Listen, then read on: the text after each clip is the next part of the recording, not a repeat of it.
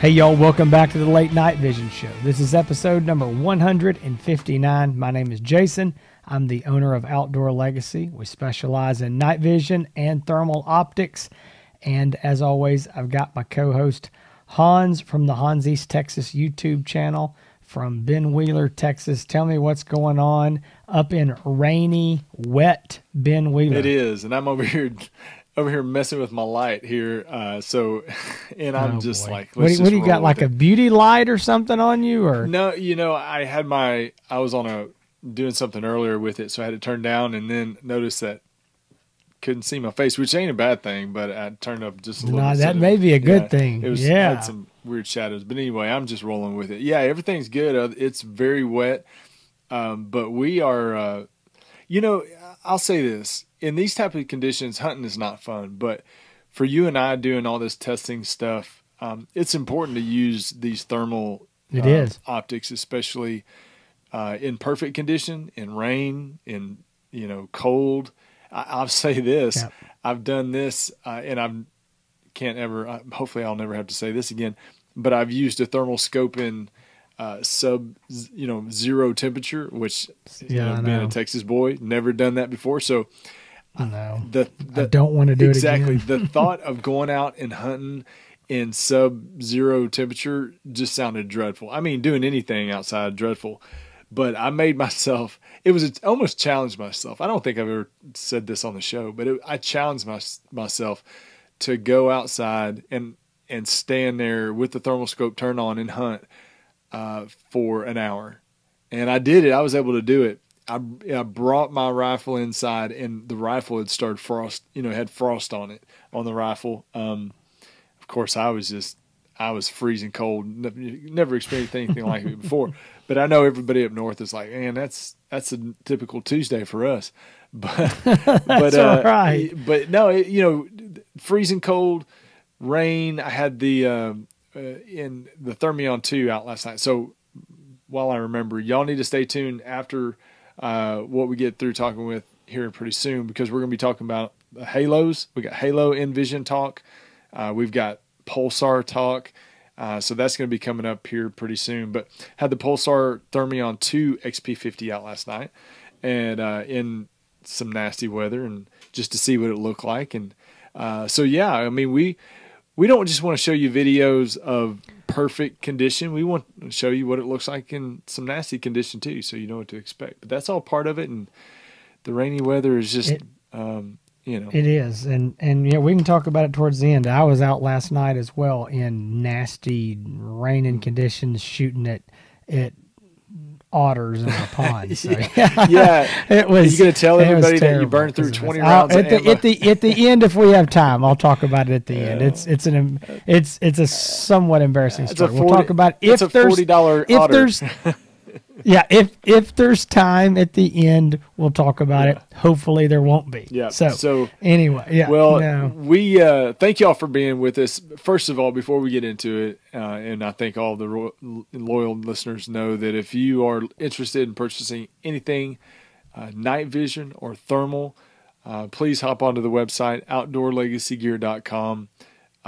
If you are interested in buying something, if you've already picked out something, you've looked at the website, you know it's in stock, and you prefer to talk to somebody on the phone and order over the phone, you can call 877-350-1818. We appreciate your business. I know I posted on Instagram last week about how good and blessed our business is, Jason, and you know that better than anybody. But our business is continuing to grow, and a lot of it I know has to do with first of all with great customers, with loyal people that are out checking out our content, our YouTube channels, our podcasts, all that kind of stuff. So thank you for that. And it also has to do with a little bit of the hard work that you and I and Michaela are doing constantly to try to put out new content, to get all these reviews in, to take scopes off the shelf and test them before we sell them and everything. So there's a lot that goes into it, but at the end of the day, we really appreciate it, and thank you for helping our business grow. I think more than anybody thought that it could possibly grow, and it just continues to grow. So thank you so much for that. And that's what supports the Late Night Vision show. Absolutely. So today, we want to, part of what we do and part of what we do as a company is help take confusion out of night vision and thermal optics. And hopefully this will resonate with some people that are listening right now. There might be some of y'all out there that are pros and know this inside and out. And if that's you, then that's fantastic. Maybe you can come over and give me some pointers, because sometimes it seems like I'm trying to. Yeah, we need him. Yeah, figure out which end is up. But that's why we got our science guy, Bill Nye, the Jason science guy, trying to figure out all these. Whoa! I'd looked down for a minute and looked up, and I'm extremely. I have no idea. You've got the wrong Jason, obviously. Exactly. No, but we got the mad scientist here, and we're going to go through, really put an emphasis on people that call up, or people in general that have questions about the micron numbers, the resolution numbers. In the short term, you're hearing a lot about millikelvin ratings. So we want to put some answers behind what these terms mean. We want to talk to you about how it relates to thermal scopes and picking out the right thermal scopes for you. And then at the end, our opinion on what's the most important number, because if you're supposed to be looking at microns, if you're supposed to be looking at resolution as it pertains to the quality of the image, which number has the most importance? And that's what it's really all about, is what can you do as a buyer, kind of give yourself the best advantage, because the most thing you want to do when you're looking for a thermal optic is try to do your homework, try to narrow it down to a few scopes, and then call and talk to people that have used them, or call and talk to people that are in the business that can give you some guidance once you've narrowed it down to your choices. But with all that being said, we're going to talk a little bit about first, what does the word micron mean? What does the term resolution mean? And maybe a term that nobody knows, millikelvin. But we looked it up. We had an idea, but we wanted to get the scientific answer for you. So I don't know. What do you think? Well, I think that I want to say something up front. Hans and I are not the scientific experts on this. They can look at us and tell that. There's no... exactly. Two old redneck boys from East Texas. All right, y'all. So here's the deal. I've been in business working for myself for over 22 years, and I learned something that a very wise man, my father, told me. He's like, you don't have to know everything, and you don't have to be the biggest expert. You don't have to know more than anybody else. You just have to know more than most of the people that you're talking to. Right. And a lot of times there's going to be people that call you that know more than you. And that's just the way life goes. You're never going to be the smartest guy in the room. If you're always trying to be, that's a pretty miserable life. So here's what Hans and I know.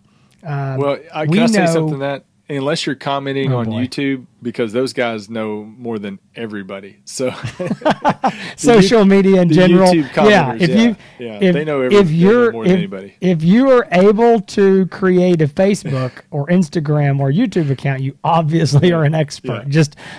No, we're just kidding. But no, we're not kidding. But anyway, so the point I'm trying to make here is, Hans and I don't deem ourselves as experts, but what we deem ourselves is guys who do this for a living, who use every single thermal optic that we sell, which is almost every optic on the market for the most part. I mean, it really is. And we take and not just use them, we use them and put them against other optics and see how they compare. And we do this day in, day out, night in, night out, should I say.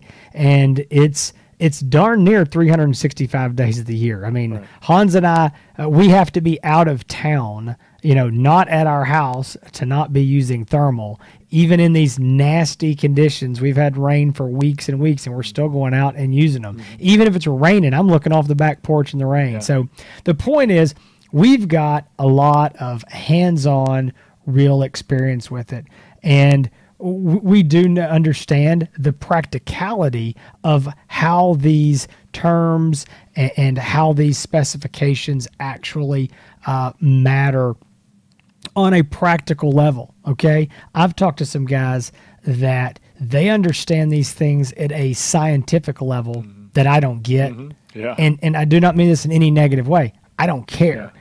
And it's because I'm not the engineer. I view myself as the guy on the end. I'm the guy picking up the scope and looking through it. And I want to know, what that term or that specification means, and how it compares to something else in real world. When I look through it, am I going to see any difference? Right. So we joke around, and a lot of people consider us experts. We don't consider ourselves that. We consider ourselves guys that have got just enough knowledge to be dangerous, but we have a whole lot of hands-on experience. Yeah. So with that said, I want to roll into this, and I want to explain basically what the resolution and the microns. We always say the microns. What is the microns? So let's talk about those two things. Let's get the easy one out of the way.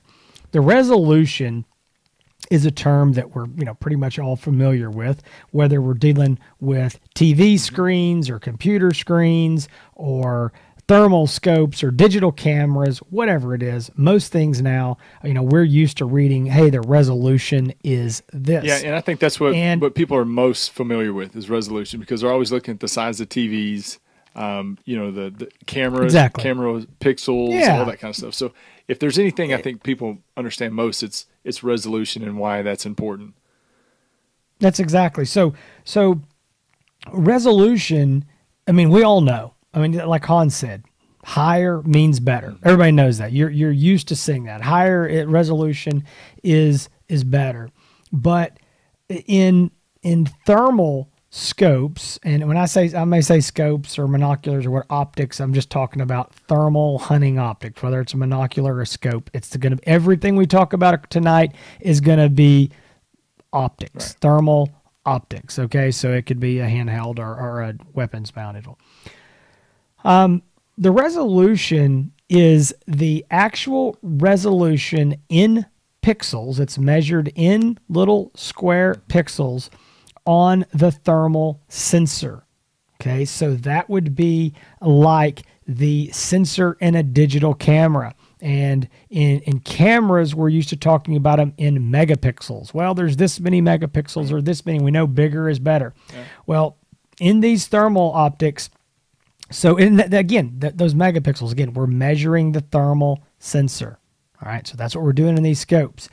The resolution in these optics and these thermal sensors is way less than what we're used to in cameras. All right, that's just the way these things are. They have not reached that stage of being these super high resolution. Maybe that'll come in another 20 years when Hans and I are in our rocking chairs and our kids got this show or something. But so resolution is measured in the horizontal versus the vertical.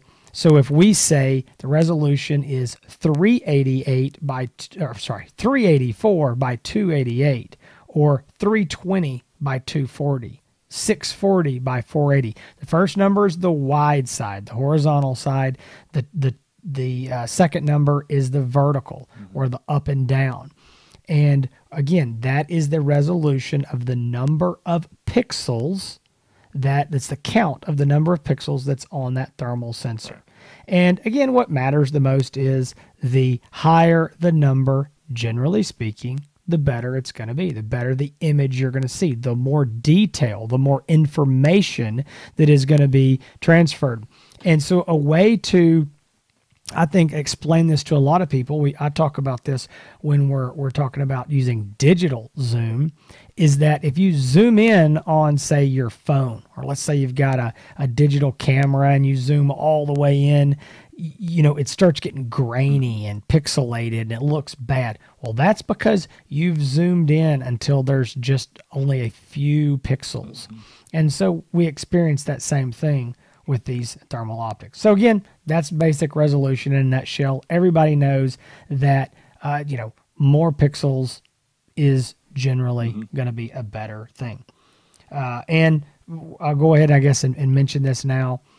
High resolution in the thermal world as of 2021, second quarter, I would say this because some could change tomorrow, is considered 640 by 480. Right. That's high resolution. All right. Nobody right now is got a scope that's running, 1024 or 1080 or 720. It's all running 640 by 480 or close thereabout in the high resolution. In what Hans and I like to call standard resolution, that's going to be something around 384 by 288 pixels or 320 by 240. And there's some slight variations of that, 320 by 256. That doesn't matter. I mean, we're talking about minor amounts. So standard resolution is going to be in those threes. High is going to be 640. And then I want to also mention this. There's some scopes coming out of the market, and there's some handhelds already out now that are in like this 160 resolution. I know there's some optics fixing to come out in this 256 resolution. I'm going to be honest, and we're just going to have to call that low resolution, all right? Because, and I don't mean that as an insult to those optics, but we've set this 320 and 384 as the standard. So anything below that is going to be considered, low by industry standards. Now, moving along, that was the easy one, and I talked a long time about it. But this one's going to be the hard one. I'm going to talk shorter because I understand it less. And that is that's a good theory. That's the same theory. It is. Talk about what you know. Yeah, what you don't know, gloss over. Right.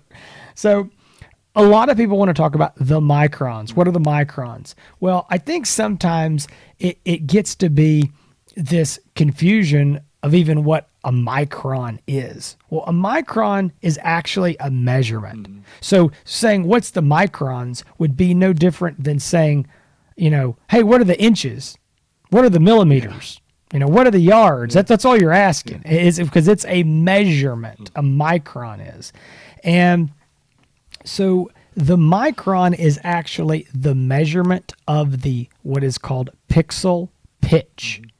And there's some very scientific explanations of this, which I will not get into because I don't understand. But the layman's terms is this.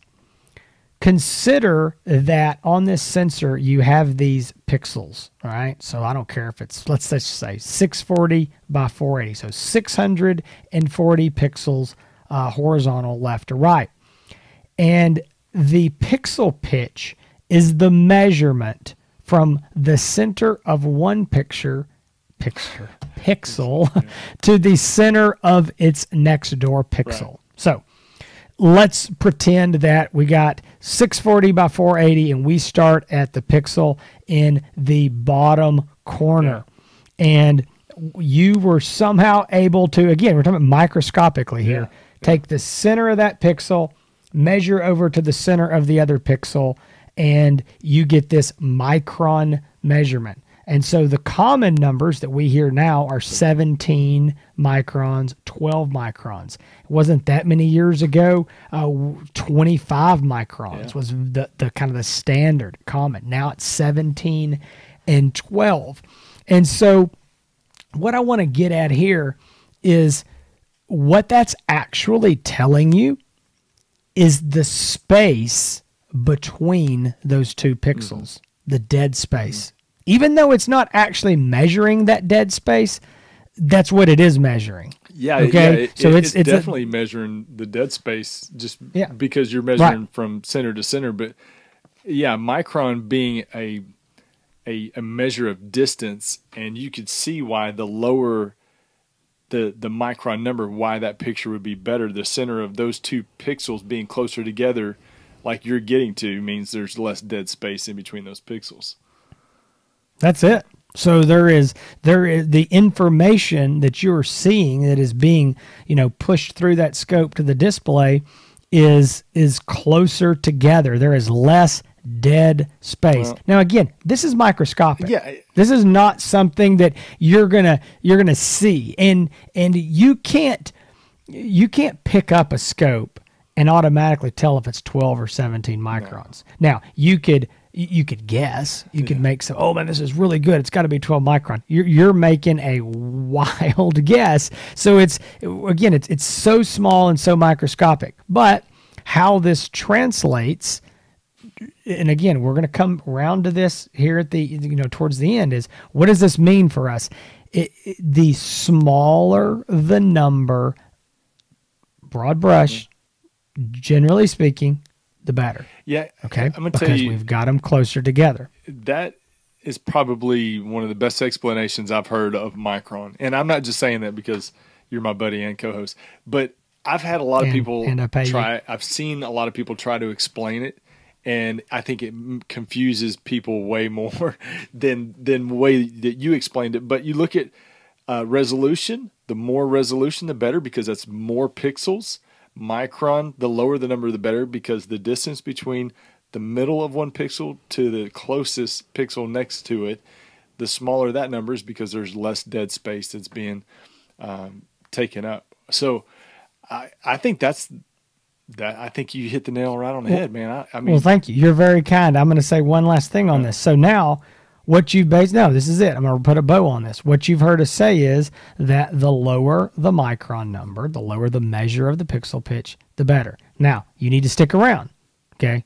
Because we may put a kink in that down here at the end. So, all right, now, Hans, tell them about this big word. I tell you that honestly, okay, guys, we're going to be real here, because that's what we are with y'all. We're real. We already told y'all, we're not the perfect experts and all this stuff. It was only a matter of, I don't even know, a year and a half, maybe now. Maybe it's been a little more. Whatever it was, it wasn't that long ago that I'd never even heard of the term. The first time, Kelvin, and now it's thrown out all over the place. So the new trendy word in the thermal circles is millikelvin. And I will say this, Pulsar is the company that is bringing this term out into the industry and making it cool to know and know what it is. The first time I heard millikelvin, you and I were in the Pulsar office in Texas, in Mansfield, Texas, for some meetings, and they started talking about millikelvin, and I remember thinking, wait a second. What was that word again? Okay. Kevin. Did you say Kevin? I know him. So, if we were able to explain resolution in Micron, and now we've got this other scientific word thrown in, engineering. If you're that type and you understand that, then this is probably easy. Well, I understand it's a Kelvin and it's a millikelvin. So Kelvin, I don't know. It seems a small Kelvin. Yeah, I don't know. So the way maybe Jason can do a better way of explaining this scientifically. No. I'm going to give you plenty of rope here. Yeah, because you did a good job on the other section. But, millikelvin has to do with the sensitivity of the thermal sensor. So on the inside of the scope, you've got several components. But that, you've got your thermal core, your thermal sensor. That thermal sensor is detecting, obviously, heat signatures. And the sensitivity of that thermal sensor is important for registering and transmitting that image up into the viewfinder screen. So I think, the first time we heard about millikelvin rating, we heard, oh man, this new thermal sensor is an under 40 rating, which the smaller the millikelvin rating, the better or more sensitive the thermal sensor is. So we started hearing, before the first time I ever heard about it, it's like, this is better, or this is under 40.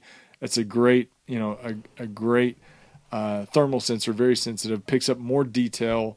You're going to see just the picture is going to be better overall. And now we're hearing that Pulsar's got scopes that are under 25 millikelvin, millikelvin rating. So basically, when you hear millikelvin, think of the sensitivity of the thermal sensor, and the lower the number, the better. And now with a scientific explanation, I know you're going to pull it out of the air. Hans did a very good job putting that in layman's terms, which I understood. Because I want people to come here and understand, get the real scientific answer. I did a quick search earlier, and I found a scientific answer. Well, I say it's an answer. I really don't think it's an answer to the question because I didn't understand the question. So I'm going to read this real quick, and I know, just bear with me. It's like 4 long run-on sentences, but this is going to tell you the complexity of what we're dealing with. So the title of this is Millikelvin Thermal and Electrical Performance of Lossy Transmission Line Filters. Okay? This is going to be good. You're going to like this. Just wait. It gets better. It gets better. We report on the scattering parameters and Johnson noise emission of low-pass stripe line filters employing a magnetically loaded silicone dielectric down to 25 millikelvin. The transmission characteristics of a device with F minus 3 dB equals 1.3 gigahertz remains essentially unchanged upon cooling. Another device with F minus 3 dB equals 0.4 gigahertz measured in its stop band exhibits a steady state noise power emission consistent with a temperature difference of a few millikelvin relative to a well-anchored cryogenic microwave attenuator at temperatures down to 25 millikelvin, thus presenting a matched thermal band. You know, no, thermal load. Sorry. I don't know what I just read. Here's the thing. The whole time you're reading that, I'm thinking that there is a man or a woman that's sitting down with whatever you found that in, a magazine, internet, and they're like, huh, you don't say, you know? And they understand. I didn't understand 2 words that were, put behind I didn't understand the title. I mean, I did not even understand the title. Okay. I was like, so no, but all there's somebody reading that right now that's like, okay, yeah, I'm following right along. I was just thinking, I think they made a mistake there. Yeah. Well, Hans had not heard that before. No. I told him I had something to read. So all joking aside, I read that and I was like, I have no idea. But I read it to make a point. There's people who understand this to that degree. That ain't me. Hans, no offense, that ain't you. It's probably not most of our listeners. I can shoot a thermal scope pretty good. If you want me to break it apart and explain it to you, I get through some basic stuff, but millikelvin, not us.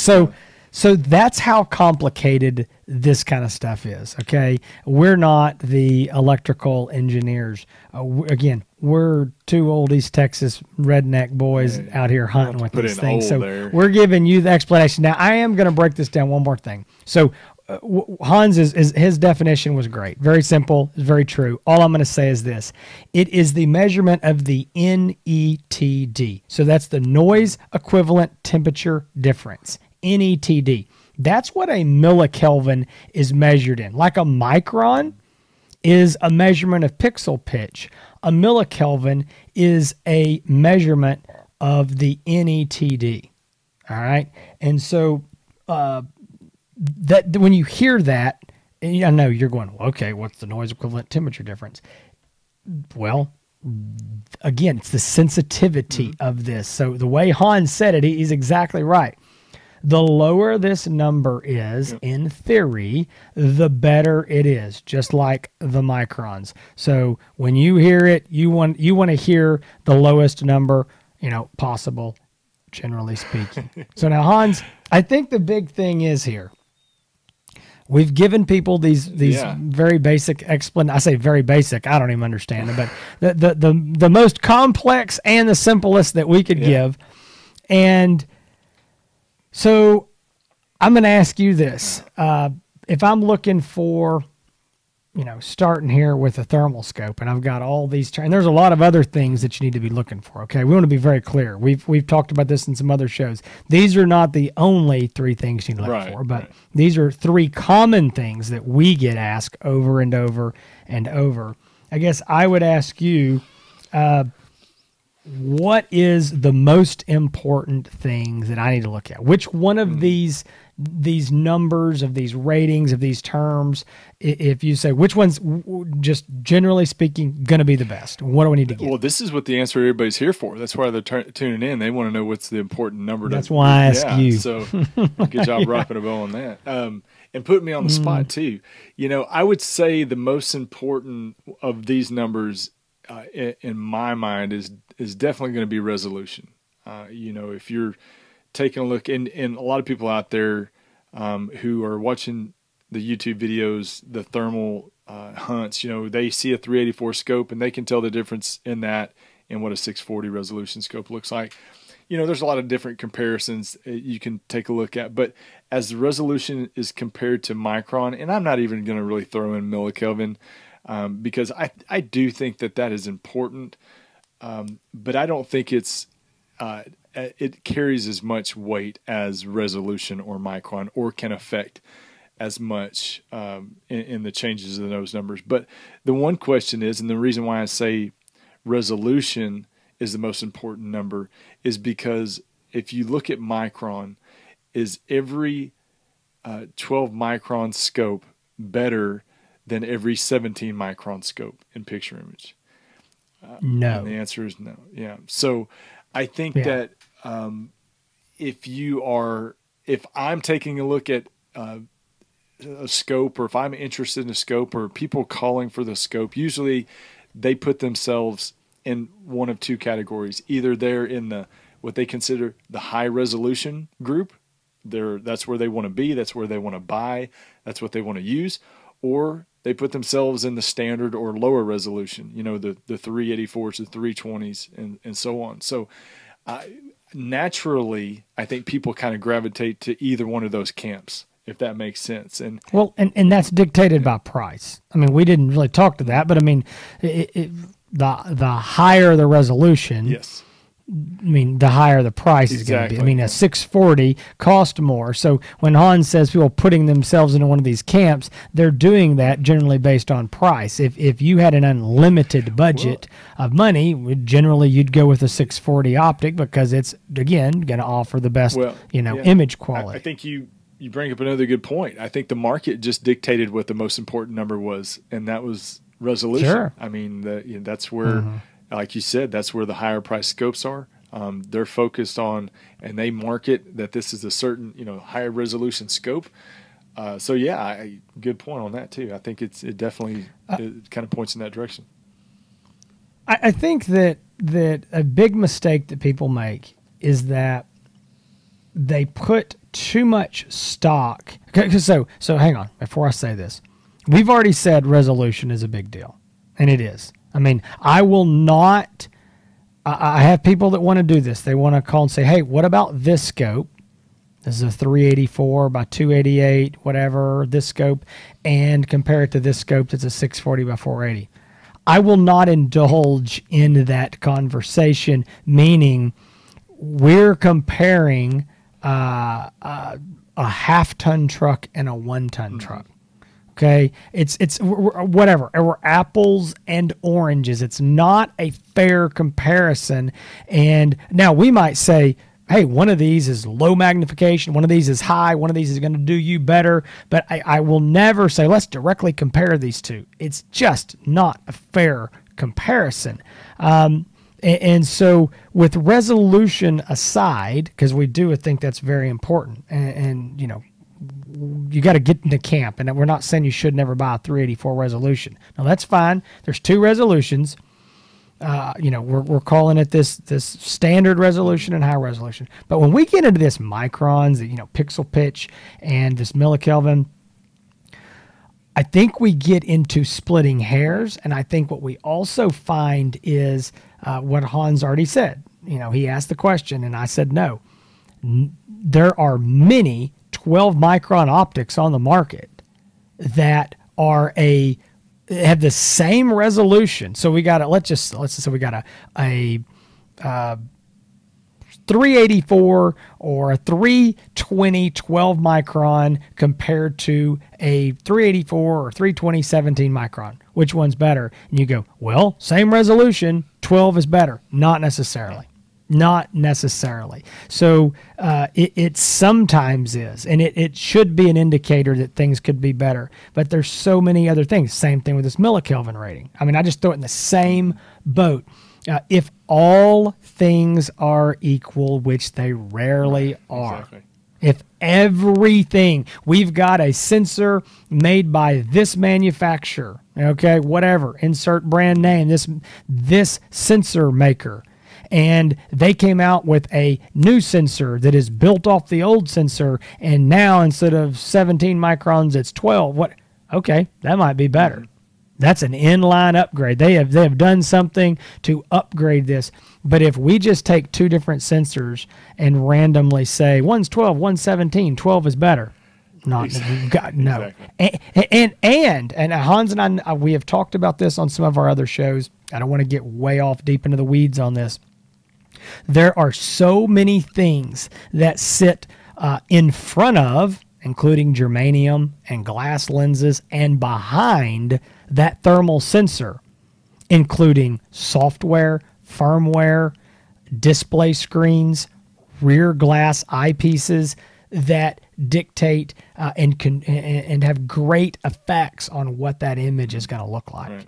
So we use these things to create a baseline and to kind of, okay, well, this looks similar to this. How does this compare?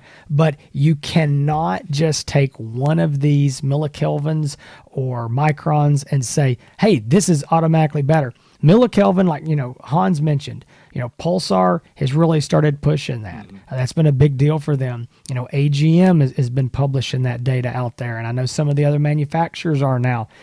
Here's the thing. We didn't even know what this term meant a couple years ago. To this day, I don't know. And there's probably going to be somebody in the comments tell me, and it's probably published somewhere online. I don't know. If we took the most expensive Trigicons and Envision thermal optics on the market now, I have no clue what the millikelvin rating is. Exactly, yeah. And I'm going to take it a step further. People are going to hate this. I don't care. Yeah. They look dang good. I don't care what the voodoo magic is. And so I'm going to put my bow on this. And Hans, I'll let you, have the last word. But this is my last word. There's guys that have just listened to this for 35 minutes. And they're like, okay, so what is the answer? This is going to sound self-serving, but it's the truth. You're going to have to talk to somebody that has looked through all of these optics side by side in the field at night in good hunting conditions and bad hunting conditions and compared them. And that's not just Outdoor Legacy, okay? That's self-serving. I want you to call Hans and I and talk to us. I do. But if you're not going to call us, you need to find another dealer that does this day in, day out. And there's some out there, okay? Yeah. We're friends with some of these guys that are good guys. You need to find somebody that does this, not the random guy on social media that has looked through 3 optics. He saw his buddies one night, he saw the one he's got, and he bought a third one. I'm not saying he has nothing to offer. I'm not saying that guy, that could be you. I'm not saying anything negative about that. But when you want to compare, hey, I'm ready to spend $2,000, $3,000, $4,000, $5,000, maybe $6,000, $7,000, whatever it is, you don't need somebody that's looked through this one and this one, and this guy looked through this one and this. You need somebody that can say, I've looked through all of them. I know what the numbers say, but I know what my eyes say. I know what it really, really looks like to the naked eye, and that's the most important thing. Again, I know that sounds self-serving, and I say, call us and buy from us. Well, obviously, I would like that. But again, find those dealers that you can trust, if it's not us, that do this with every optic, and they're going to be able to tell you. And I've said this before, and I'll end on this. There's when we get into comparing certain optics, this brand and model against this brand and model, it's very, very similar. We can get into splitting hairs, and we can get into a Ford, Chevy, Dodge debate and which one's better and which one's not, whatever. But generally speaking, if you take the top 5 full-time, thermal dealers in this country, and you put us all in a room, and you line all these scopes up, and you say, which one of these have the best image quality, put them in order, and I can guarantee you when we all did that, they would be extremely similar. maybe identical. Right. In the order we would put them in. Now that doesn't. Now I'm going to do this one last thing. I keep saying I'm done. Just because a scope has a little better image quality than the other scope that's got a similar price doesn't mean that's the right scope for you. Right. There's too many other factors now. We've got magnification factors, we've got features, we've got price, we've got batteries, so you need to talk to somebody. But generally, what I would say is get you a price range, decide on your resolution, or if you're not sure, talk to somebody about that. And then all these other terms, you can look at them. I'm not saying they don't matter, but what really matters is talking to somebody that knows what they look like through the eyepiece. Don't get hung up on saying, I have to have a 12 micron unit, when in reality, there may be the 17 that's right in your wheelhouse that has a better image quality than the 12. Yep, exactly right. So I think you summed it up perfect. And real quick, before we end the show, I promised I'd talk a little bit about the Pulsar Thermion too, and it kind of leads into our Millikelvin discussion. The big to-do about the Pulsar Thermion 2 is it has the minus or under 25 millikelvin rating new thermal sensor on it. So everybody wants to know, does the Thermion 2 XP50 has a better picture image than the regular Thermion XP50? I've taken them out. I've shot video side by side with both units. I've got an XP50. I've got a Thermion 2 XP50 right behind me on my shelf. I've lined them up side by side. The Thermion 2 XP50 definitely has a better picture image. If you want to know how much better, you need to tune into the full review that we do, and we're planning on doing that next week. Hopefully, if we can, keep our fingers crossed. But we will be showing side-by-side video of both scopes, both units, and that way you'll be able to see for yourself and see what makes it better. I'm going to tell you, and I'll give you a little hint. There's definitely more detail in the Thermion 2. That sensor really is bringing out the detail. It is noticeable. I think if you held these up side by side yourself, you'd be able to tell the difference. So please tune into that full review of the Pulsar Thermion 2 XP50. And before we head on out too, we got a little bit of InVision news. We got a buddy. Yeah, I want to say one more quick thing about that. Yeah, I want to say one quick thing, and I'll end on that about what you just said. There's a perfect example, and I guess I should have brought this up earlier, of a millikelvin rating mattering, because we took one optic and the only change made was a decrease in millikelvin. Yeah, it was an improvement in the thermal sensor. I mean, it stayed to 640. It was the same basic sensor. It was made by Ulyss, put in a Pulsar scope. So I mean, you know what I'm getting at here. So so that's the main thing that changed. That was the best, I guess, experiment that you could have arranged, because all the other factors are exactly the same, except they did increase the lens size. Yeah, they did increase the lens size a little bit, but the millikelvin rating on the Thermion 2 is better. But I put the videos together. Jason's seen them. You're looking at these scopes too, and you and I both concluded today there's a clear difference. I mean, I don't want to give it away because this isn't the review, but when you look at them side by side, we'll review it. But when you look at them side by side, it almost the picture on the Thermion 2 is so crisp and sharp, it almost makes it look like the regular Thermion XP50, the older model. It makes it almost look out of focus. And both of y'all, we both mentioned that, but great, a really good improvement. But like I said, you got to check back with us to see how big of an improvement it is, and if you feel like if you own the Thermion XP50, if it's a big enough difference that you want to upgrade. So check out that video. We will have thermal video included in with that review. Oh, you're waiting on me. I thought you were jumping into it. Yeah. So I do want to talk about InVision real quick. I know we're running out of time, but so we have gotten the very first round of Halo X50s. That is the new InVision Halos that have the 18650 batteries, internal video recording. So we got the X50s, I don't know, 2 or 3 weeks ago. I'm not sure when, maybe more than that now, 3 or 4 weeks, whatever. We've had them a little while, been using those. Hans and I will be talking more about those on the show. The first round of the Halo X35s will be here by the time the show airs. Should be here in a couple days. The XRFs should be coming maybe later this month, within 2 or 3 weeks is what we're hoping right now. I think supply is going to be pretty low on some of these optics this summer, lower than what we were hoping for.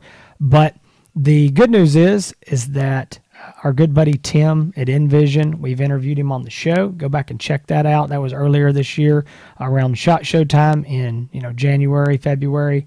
Tim is coming down. And he's coming down from Massachusetts to hunt with us. So he's going to be down in East Texas, and we're going to show him a good time. And we're going to, if the rain holds up, we'll try to do some hunting, but it's not looking good. I saw a little, graphic today from the Weather Service. And Hans, I didn't send this to you, but I sent it to Tim. And it showed our area of East Texas, and it said Monday through Friday, possible 10 to 20 inches of rain. Jeez. And I sent that to him, and I said, yeah, I don't know about the hunting, but we're going to have a good time. We'll be meeting with them and hopefully getting all the latest buzz on Envision. We're really excited about all the new stuff. We have not reviewed a lot of this stuff yet. We will be. We'll be talking about that some more, as time goes on and what's going on there. But anyway, really excited from what we're seeing on these new Envisions. I tell you, everything's getting better. It is. Pulsar, Envision. I mean, all these, new brands coming to the market. Everybody is pushing everybody, and we're excited about it. And so we want y'all to stay tuned to the Late Night Vision Show for all your news and information, breaking news in the thermal industry, and night vision as well. That's what we're here for. We appreciate y'all tuning in. Listen, you're already here, so you found us, whether you're listening on a podcast app or you're watching on YouTube. But please please subscribe, and that way you won't miss an episode. You can come back next week. If you're looking for anything from the Late Night Vision Show, just go to thelatenightvision.show.com. Got a website there, all the past episodes, and all the important links, anything you need. If you are looking for Mr. Hans East Texas, go to YouTube and type in HANSETX, or go to Instagram, same thing, Hans ETX, and you will find him there, all his latest review videos, and he's been putting a lot of, just short clips out of the optics that he's been reviewing on Instagram, just little, short 15, 30-second clips of him shooting coyotes or calling in pigs or whatever it is, so go check those out. And Hans has already told you where to find Outdoor Legacy. If you're looking for anything night vision or thermal, it's outdoorlegacygear.com, or call us at 877-350-1818. We appreciate your business, and if there's anything that we can do for you, let us know. This has been episode 159, and we've been throwing some science out there, trying to explain it as best as Jason would say, two old East Texas hunters can do. I think we did a decent job. There's going to be an engineering guy with a master's degree in the comment section of the YouTube video just roasting us, no doubt. But hey, you got to cut us a little slack. We did our best, but I tell you, what your dad said, and I think his meaning is the best, is that you don't have to know all the answers. You just need to know where to go to get the right answers to the questions. That's and right. You got to know the right people. And we do. We keep our ear in the industry at all times for you, so we can deliver the information and help you make the best decision on these scopes and have more fun out hunting. And that's what we're here for. So we will be back soon for episode 160. That'll be next Thursday. Keep your fingers crossed. I think we'll be doing the review of the Pulsar Thermion 2 XP50. But until then, y'all stay safe in the fields and keep making them bacon pancakes.